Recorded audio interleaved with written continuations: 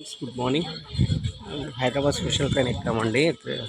ఎర్నాకుళం నుంచి హైదరాబాద్. ఇది వచ్చేసి చాలా స్లో, 4 అవర్స్ లేట్ అండి. చాలా స్లో వస్తుంది ట్రైన్. చంద్రగిరి రైల్వే స్టేషన్లో ఉన్నాం మనం.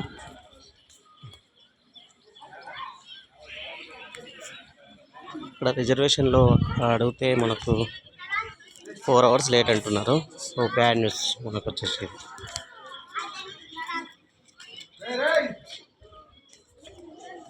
చంద్రగిరి కొండలకన్నం